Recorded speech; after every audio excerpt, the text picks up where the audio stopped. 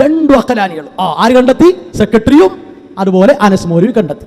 എന്നാ നോക്കുക, എവിടെ അക്കലാനിസം? അത് നോക്കണല്ലോ. നോക്കാതെ നമ്മൾ ആരോപണം അത് വെറുതെ വിടാൻ പറ്റൂല. ശരി, ഒന്നാമത്തെ അക്കലാനിസം, തൗഹീദിനെ പൊളിക്കാൻ അബ്ദുസ്സലാം സുല്ലമി കൊണ്ടുവന്നു. എന്താ കൊണ്ടുവന്നത്? ജിന്നും മലക്കും അഭൗതികമാണ്. ശബാബിൽ എഴുതി അഭൗതിക ശക്തി അല്ലാഹു മാത്രമോ. അദ്ദേഹത്തിന്റെ പുസ്തകത്തിൽ എഴുതി, പ്രസംഗങ്ങളിൽ ആയത്തുകൾ ദുർവ്യാഖ്യാനിച്ച് അദ്ദേഹം സ്ഥാപിക്കാൻ നോക്കി. അക്കലാനിസം അതെവിടെ കാണുന്നു? അത് കൃത്യമായി നമ്മൾ കാണുന്നു CD ടവർ വിഭാഗത്തിൽ. ഇതാ നേരത്തെ ഇവിടെ കാണിച്ചിരുന്നു വിചിന്തനം 2013 ഫെബ്രുവരി 1. ജിന്ന് ഭൗതികമല്ല, അഭൗതികം തന്നെ. തിരുത്തിയോ? മാന്യമായ മറുപടിയുണ്ടോ?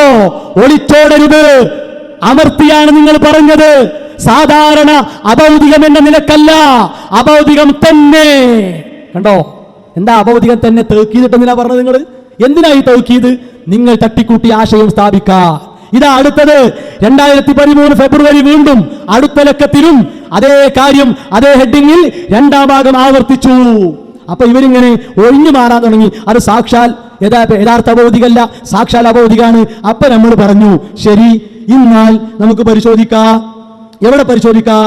മർക്കസ് ദഅവക്കാരനെ പറയട്ടെ, ഇതവരെ അത്തൗഹീദാണ്. എന്താണ് അത്തൗഹീദിലുള്ളത്? നിങ്ങൾ കൊടുത്ത സമാന പ്രയോഗം മലയാള ഭാഷയിൽ അതിനോട് ഒത്ത പ്രയോഗം നോക്കുക.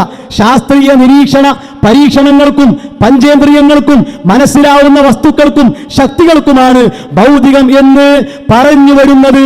കേൾക്കുക, ആ രണ്ടു നിലയിലും ഉൾക്കൊള്ളാവുന്നവയല്ല ജിന്നുകൾ.